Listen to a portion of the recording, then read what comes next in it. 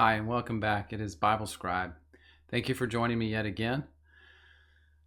We're going to be talking about what I call the eighth day. Now, if you've listened to my teaching much, if you've been a student of Bible prophecy, you may understand and realize that there is a very distinct prophecy given by God in the Bible and in other writings about 7, quote, days of creation or 7 days of history of the earth. And that those 7 days actually represent 7,000 years of history for earth. And in that time period would be one in which we still exist at the very end of it.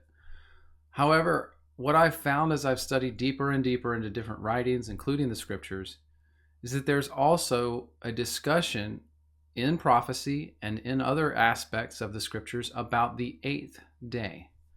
And that's what this video is about, is what is this 8th day and why is it significant? What happens in it? If we have any indication in the scriptures of what happens during the 7,000 years of history of the earth, then what is the 8th day? What is the 8,000 years about? So we're going to go through the scriptures and a few other writings and get a really good idea by the end of this video of what the 8th day is all about.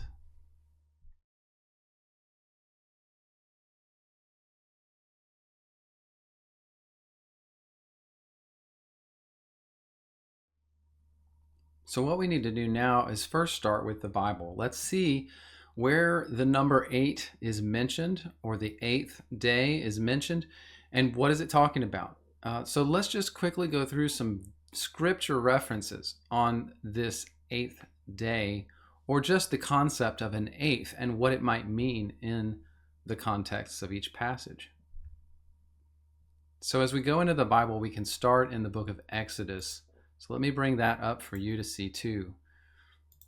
We'll go to the book of Exodus, chapter 22, and verse 30.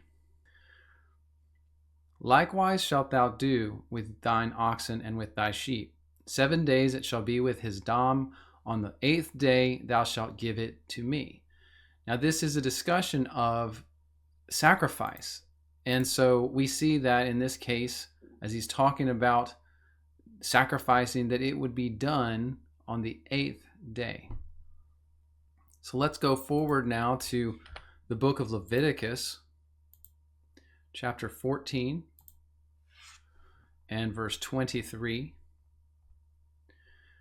And he shall bring them on the 8th day for his cleansing unto the priest, unto the door of the tabernacle of congregation before the Lord. Again, this is a sacrifice of 2 turtle doves, pigeons. It's a sin offering and a burnt offering, and it's sacrificed on the 8th day. So again, in Leviticus chapter 23, in verse 36, we see 7 days ye shall offer an offering made by fire unto the Lord. On the 8th day shall holy convocation be unto you. And ye shall offer an offering made by fire unto the Lord. It's a solemn assembly, and you will do no servile work therein.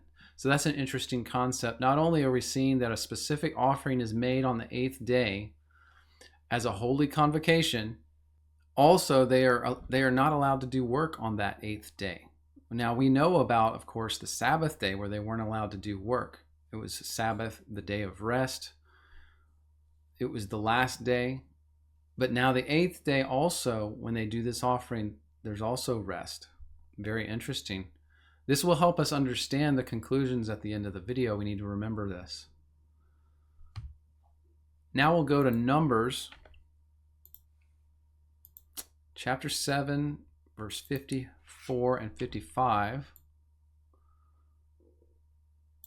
It says, On the 8th day offered Gamaliel, the son of Pedahzur, prince of the children of Manasseh, his offering was 1 silver charger of weight, 130 shekels, a silver bowl of 70 shekels, after the shekel of the sanctuary, both of them full of wine flour mingled with oil for a meat offering. So again, just another representation of an offering being given on the 8th day by Gamaliel. Now we can go to Numbers 29 in verse 35. And it says here, on the 8th day you shall have a solemn assembly. You shall do no servile work therein. Again, this is after the offerings being given. And so yet again, another example of the 8th day being a day of rest, after which offerings are given. Okay, burnt offerings, mind you. So remember that. We seem to have a pattern of burnt offering on the 8th day, plus then a time of rest. Okay. We're also going to go to 2 Chronicles, chapter 7, verse 9. It says, in the 8th day they made a solemn assembly, for they kept the dedication of the altar 7 days, and the feast 7 days. And then there was that 8th day again. 2 Chronicles 29, verse 17. Now they began on the 1st day of the month to sanctify, and on the 8th day of the month came they to the porch of the Lord. So they sanctified the house of the Lord in 8 days, and the 16th day of the first month they made an end. So again, just this 8th day seems to be very important to sanctification, cleansing, purification. It seems to always be preceded by a fire offering, a burnt offering. Now we'll jump to Nehemiah chapter 8, verse 18.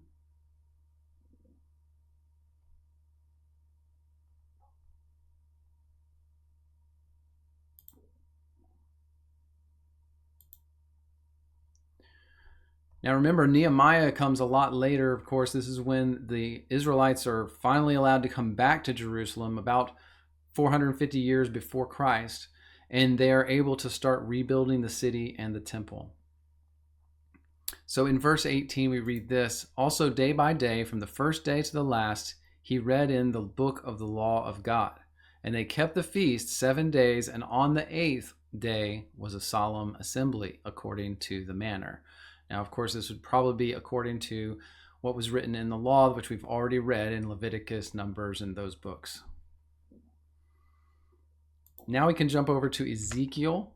This will be our last reference. There's actually many more that contain a discussion of 8th, and we're going to go through a few more of those as we continue further on in the video.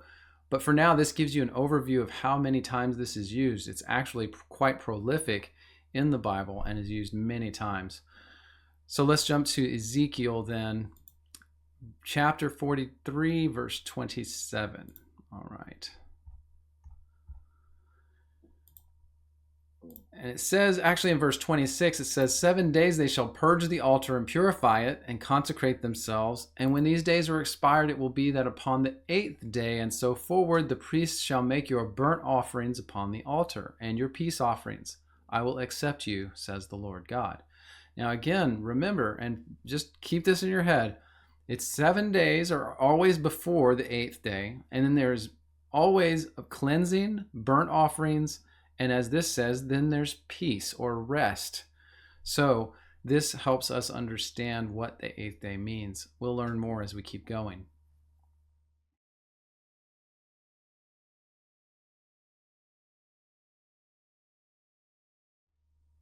So one of the things that we kind of skipped, and I intentionally didn't go to the verses that talk about it, but the circumcision is actually mentioned, and it has to do with the 8th day concept.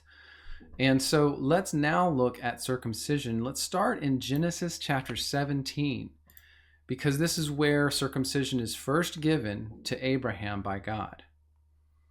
So Genesis chapter 17, starting in verse 9, God said to Abraham, thou shalt keep my covenant, therefore, thou and thy seed after thee in their generations. This is my covenant which ye shall keep between me and you and thy seed after thee.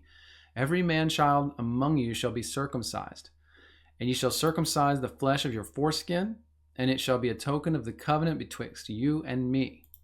He that is 8 days old, there's our 8, he that is 8 days old shall be circumcised among you, every man-child in your generations. He that is born of the house, or bought with the money of a stranger, which is not of thy seed.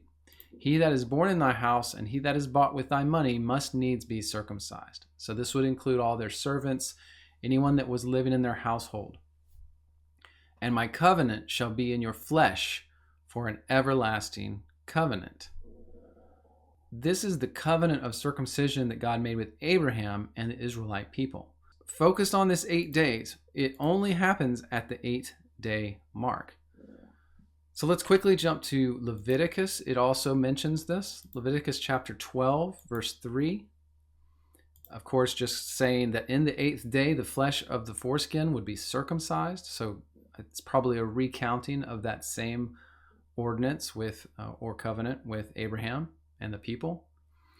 Let's jump now to the New Testament mentioning this actually in Luke chapter 1, verse 59. All right, it says, it came to pass on the 8th day they came to circumcise the child. Of course, this was the customary practice according to the law we just read. And they called that child Zacharias after the name of his father. And then his mother said, no, it shall be named John. This is John the Baptist, his birth to Zacharias and Elizabeth. And so they followed the 8th day circumcision practice that was given in the Old Testament, in the Mosaic covenant, or Abrahamic covenant, actually. Let's also look then at Acts chapter 7, verse 8. It says, and he gave him the covenant circumcision, and so Abraham begat Isaac, and circumcised him the 8th day, and Isaac begat Jacob, and Jacob begat the 12 patriarchs. So again, showing that they practiced this on the 8th day always, and it was even known, of course, and done that way up until the time of Christ. So now let's jump to Philippians chapter 3, verse 5. And this will be our last reference in the New Testament that really is talking about the circumcision. But again, just it's reinforcing this 8th day. This is Paul talking about himself, saying that he was, as verse 5 says, circumcised the 8th day of the stock of Israel, of the tribe of Benjamin, a Hebrew of Hebrews, touching the law, a Pharisee. Now, we have to think about, in regards to the circumcision, what is it referring to? What are the concepts at play? So when you consider it and you think about what's happening, circumcision is the removal of flesh, okay? Removal of flesh from the male child. The child is born, lives 7 days. Of course, now the context we have and we understand is the prophetic 7,000 years of human history. And in the 8th day, flesh is removed, it is cut off, and then that is the 8th day. That's the start of the 8th day. In fact, let's talk a little bit about some of the kind of Jewish thought around the circumcision practice.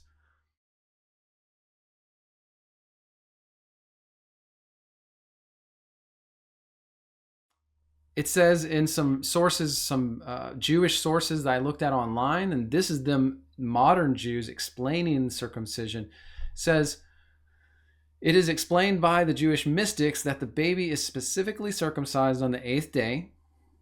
And since God created the world in 7 days, there are many matters of Torah and mitzvahs which reflect the number 7, of course.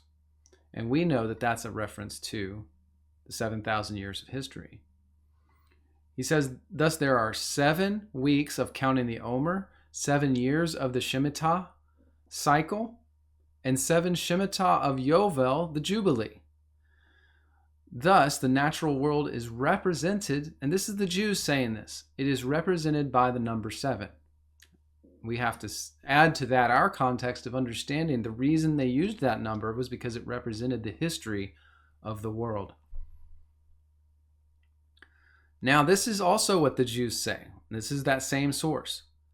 It says, 8, on the other hand, represents supra-rational and the infinite, that which is beyond the natural order of the world.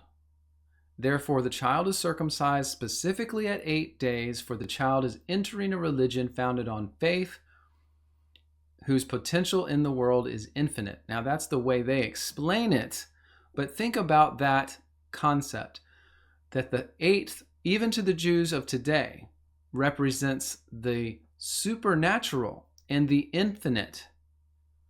It represents what is beyond the order of the natural world. Now we're starting to get some puzzle pieces that when we fit them together start painting a picture of what the eighth day or the 8,000 years of created history is about. Also, the Jews assert that the circumcision needs to be performed on the eighth day, preferably in the morning, early in the eighth day. They don't want to wait until the end of the eighth day to perform the ceremony. They want to do it as soon as possible on the eighth day.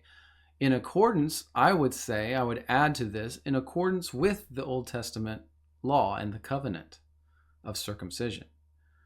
Because of what it represents, it makes sense that it would be done at the beginning of the eighth day and not after the day had already begun.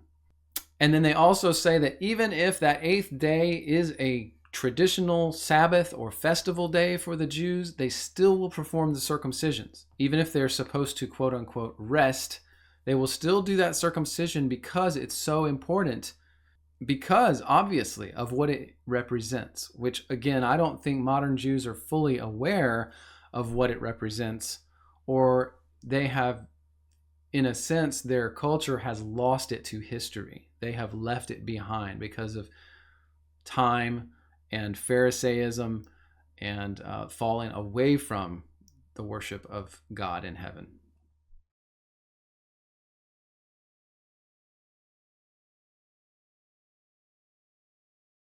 So there's actually also some early Christian references to this idea of the eighth day. I found it interesting that the Epistle of Barnabas in chapter 15, verse 9 says this. It says, "Wherefore also we keep the eighth day for rejoicing, in the which also Jesus rose from the dead, and having been manifested, ascended into the heavens." So the Epistle of Barnabas sees the eighth day for Christians. Of course, the Epistle of Barnabas, written in the first century to Christians, it sees the eighth day for Christians as a day of rejoicing. And he likens it to the day that Jesus rose from the dead. So realize this, that the eighth day, if it was the day after the Sabbath day, which for Jews would have been important, but for Christians was not, the day after the Sabbath was a Sunday. It was the first day of the week. And that's what Epistle of Barnabas says is significant. It's the eighth day. It's also the representation of Jesus' ascent into heaven. Now we're getting interesting concepts that all fit together really well. This idea now of heaven. We heard from the Jews that the idea of the eighth day was a supernatural, spiritual view beyond the natural created order. And we saw that at the beginning of the day is when the circumcision is performed. And that in the old Jewish law, that the eighth day would be preceded by fire and burnt offerings and cleansing. Very interesting. These puzzle pieces are going to fit together really beautifully at the end. So let's continue on. Another reference I found to the eighth day was actually by St. Augustine, which I'm not crazy about St. Augustine per se. But in the 4th century AD, he wrote this. He's talking about Psalms, and it's part of his exposition on Psalms chapter 6. But he says, "Of the eighth here, it seems obscure. Now it has seemed to some to intimate the day of judgment, that is, the time of the coming of the Lord, when he will come to judge the quick and the dead, which coming, it is believed, is to be after reckoning the years from Adam, 7,000 years, so as that 7,000 years should pass as 7 days, just as we've been talking about, and afterwards that time arrives, as it were, the eighth day." So this is simply, to boil that down, Augustine saying that the final judgment, the judgment of the end, would come at the beginning of the eighth day. Very interesting, confirming all of our suspicions from the other passages and references we've read so far.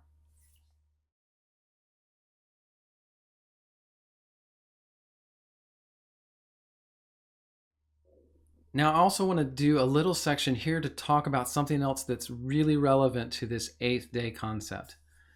And that actually is in a video I've already done, a lot of it, and that video was on the fall of Jericho. So we're going to go right now to Joshua chapter 6, and we're going to look at the fall of Jericho really quickly and talk about that. Joshua chapter 6. And let's just start and read the first few verses. We're not going to read the whole thing.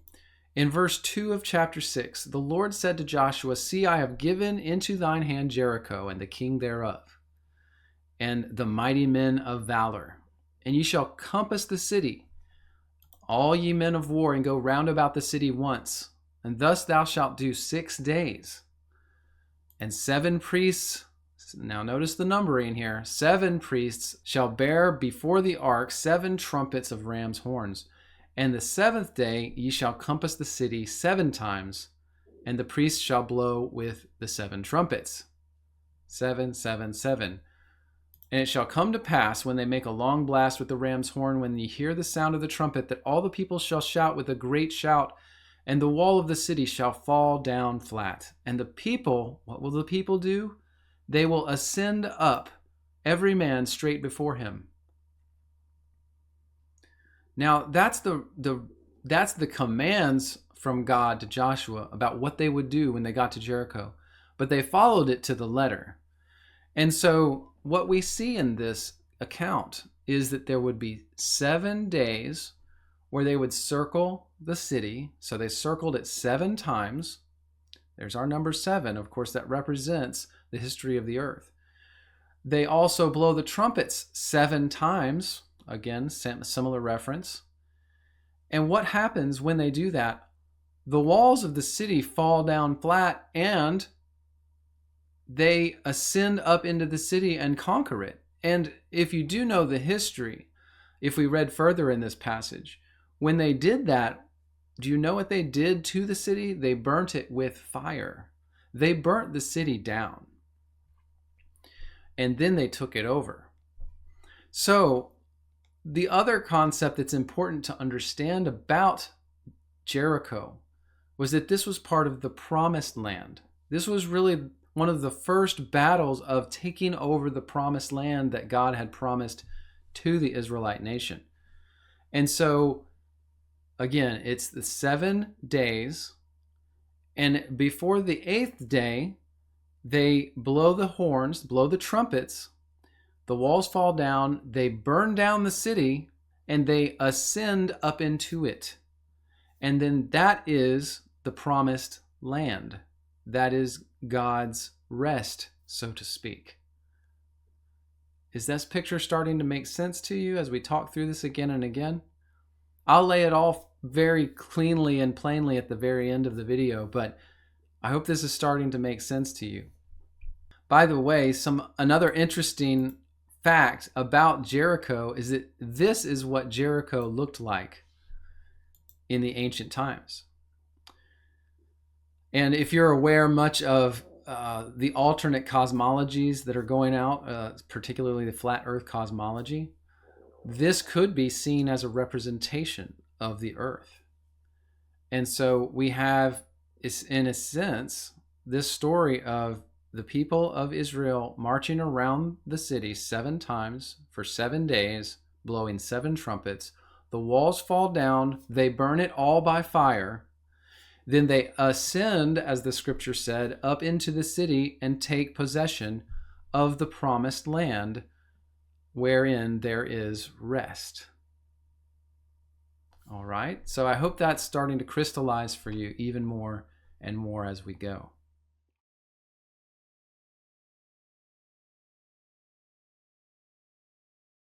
Now, everything we've gone over so far, I've known about for a long time. And it's something like I've wanted to do this video because of the concept, and I knew it was there, and I was seeing it everywhere. But I found something the other day that threw this whole thing over the top. And it forced me to do this video, so to speak. I was like, that's it. That's too much. I have to do this video because it's so plain for people to see and understand. And that is when I came to the book of Enoch, the second book of Enoch. So what I'll do here is bring up the second book of Enoch, and we will talk about this passage that is so phenomenally clear in explaining this. So the second book of Enoch, chapter 33. Let me figure out my Roman numerals here. There we go. 33 and verse 1. And he says it plain as day. Look at this verse with me. And I appointed the 8th day also. This is God talking.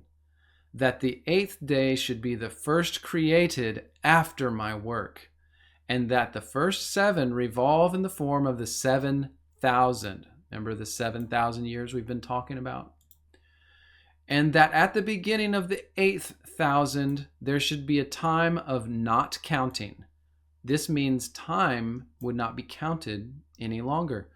He says, endless, with neither years, nor months, nor weeks, nor days, nor hours.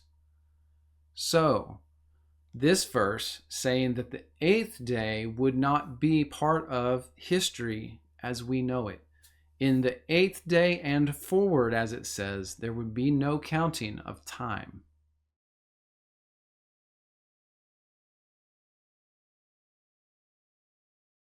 So to lay it out very clearly for everyone and to make sure you understand what we have now seen. And I also, by the way, there's dozens of verses in the Bible that still talk about the 8th day and reaffirm all the things we've just gone through.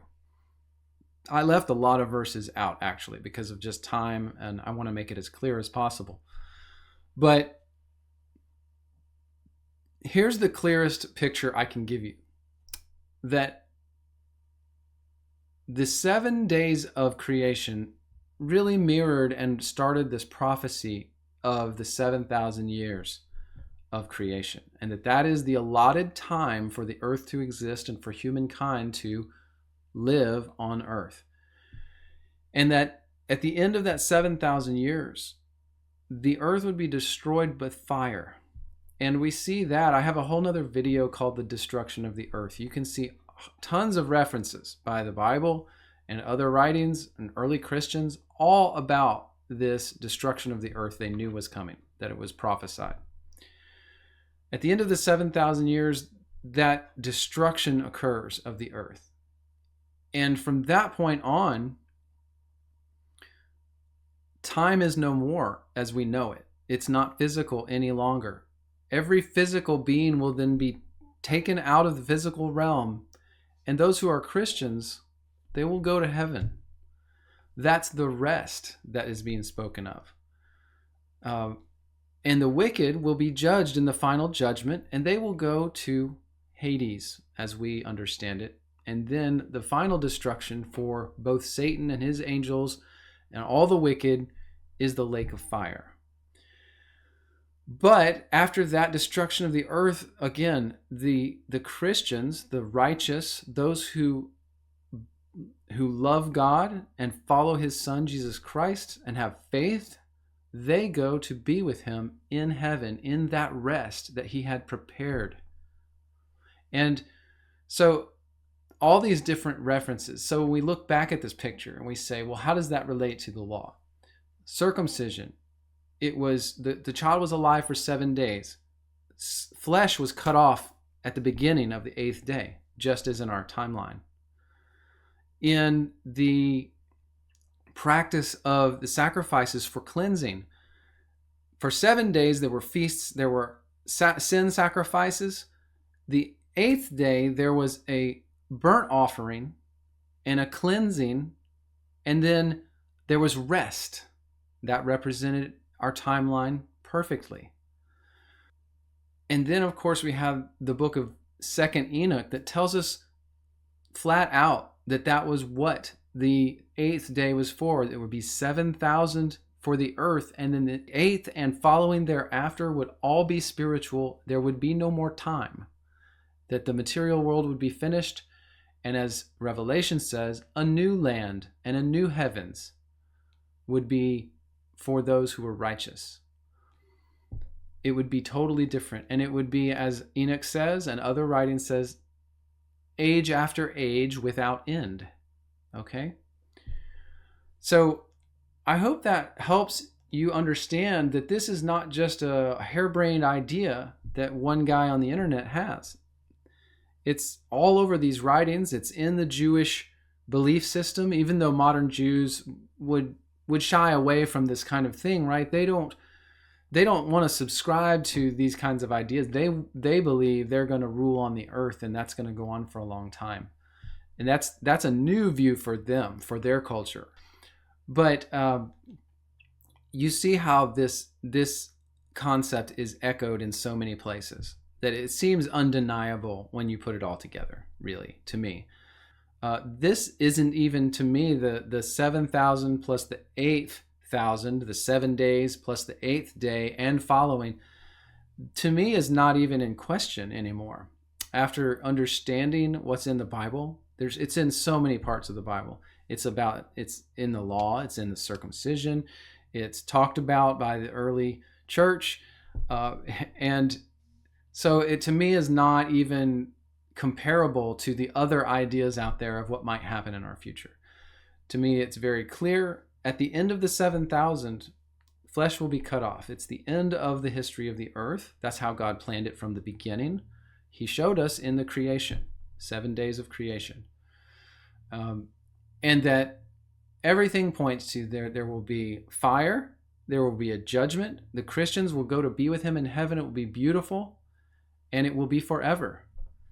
By the way, there's also other prophecies, especially in the book of 1 Enoch and other places, that say the angels will be judged at that 8th day also. The angels that have been in prison for their wickedness in the earlier days, in the days of the giants and the Nephilim, before the flood, they've been imprisoned, and at that final judgment, they also will be judged and thrown in the lake of fire for their wickedness. So there's a lot of things that culminate on that 8th day, and it's just exciting to me to see and understand it through all that has been written. So I hope that you've gotten that same thing out of it today and through this video. Thank you for joining me, and God bless you in your research. Thanks. Bye.